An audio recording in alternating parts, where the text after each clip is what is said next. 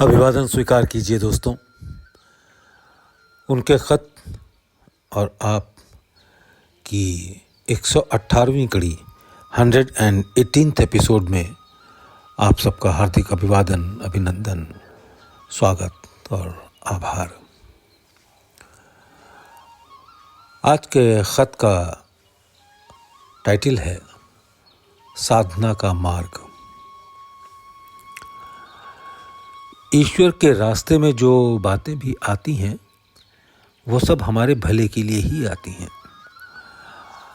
अगर रुकावटें भी हैं तो इसका मतलब ये है कि मालिक को उन्हें दूर करने के लिए हमारे ख्याल में रहना पड़ेगा।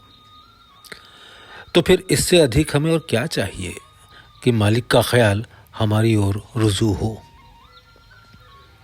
समस्त पूजा और ध्यान का यही तो मकसद होता है कि मालिक की निगाह किसी प्रकार हम पर फिरने लगे। पर मालिक की निगाह हम पर तभी फिरती है जब उसकी खोज में कुछ गड्ढा या ऊंची नीची जगह आ जाती है। सूरदास जी चूंकि अंधे थे, बेचारे कृष्ण के प्रेम में लकड़ी से कुआं न टटोल सके और उसमें गिर पड़े। अंत में श्री कृष्ण जी ने उन्हें अपने हाथों से निकाला। कितना सौभाग्य था कि कृष्ण जी के हाथ उनके शरीर पर पड़े। गोया कि कुएं में गिरने से उनकी पवित्रता बढ़ गई। जब तक अहमियत मौजूद है, अहंकार मौजूद है, इंसान अपनी तारीफ से प्रसन्न भी होता है और जब कोई उसको भला बुरा कहता है तब बुरा भी मालूम होता है। अहमियत का कोई ठीक नहीं, न मालूम ये कहाँ तक जाती है और शुद्ध अहमियत से तो बहुत समय तक पीछा नहीं छूटता। और यही तारीफ शुद्ध माया और शुद्ध अहंकार की है। ये दोनों चीज़ें बहुत ताकत रखती हैं और योगी अधिकतर इन्हीं से गिरता है। ईश्वर अपनी दया करें।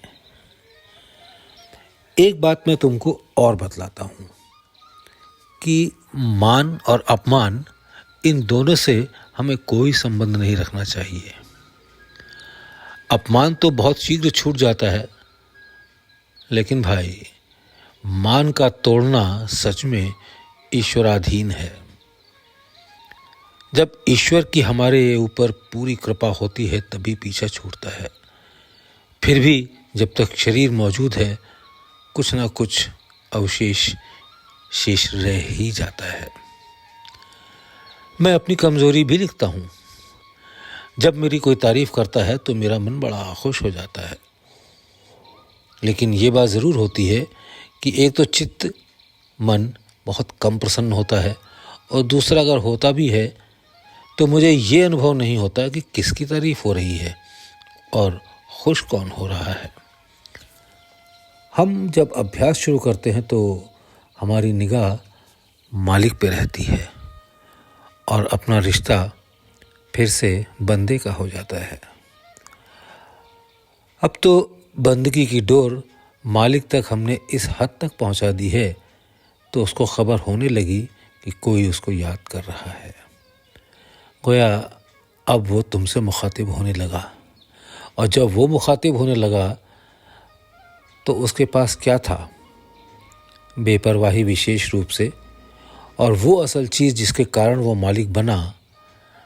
गोया वही चीज़ें अब तुम में भी उतरने लगी।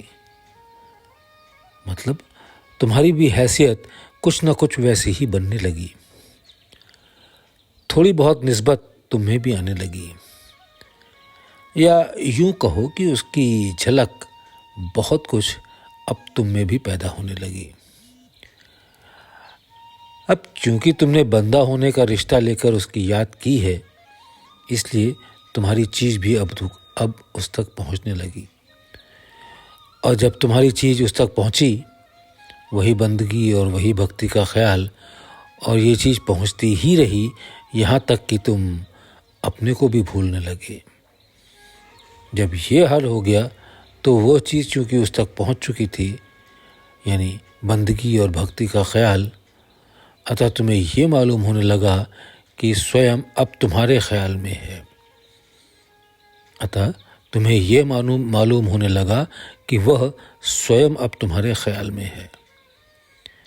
इस तरह बहुत सी कैफियत हालतें समझ में आती हैं, मसलन अंतर्मुखी आदि। वो सब उसी की ओर से मालूम होती है।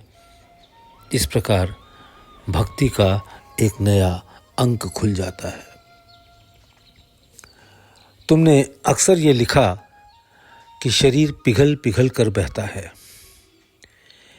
एक बात लिखता हूँ जो मुमकिन है कि उसके जवाब के लिए काफ़ी हो। वो ये कि जब हम तबीयत से प्रेम और अभ्यास करते हैं तो पिछले विचारों का जो प्रभाव है वो सब दूर होता जाता है और परमाणु भी पुराने गिरते जाते हैं, उसकी जगह नए परमाणु बनते जाते हैं। परमाणु तो वैसे प्रत्येक शरीरधारी के उसके विचार के अनुसार बदलते रहते हैं, और जो ईश्वर की ओर मोहब्बत से बढ़ता है उसी रूप में उसके परमाणु बनते हैं। असल प्रेम तो भाई वही है कि प्रेम करते करते प्रेम की भी खबर न रहे। जब ये हालत पैदा हो जाती है तब असल में भिदाव शुरू होता है और तबीयत में आजिज़ी आती जाती है, विनम्रता आती जाती है। इसी हालत में या इससे और आगे बढ़कर भक्तों ने कहा, बिना भक्ति तारो तब तारिबो निहारो। इसी हालत में या इससे और आगे बढ़कर भक्तों ने कहा कि बिना भक्ति तारो तब तारिबो निहारो है। दुआगो रामचंद्र।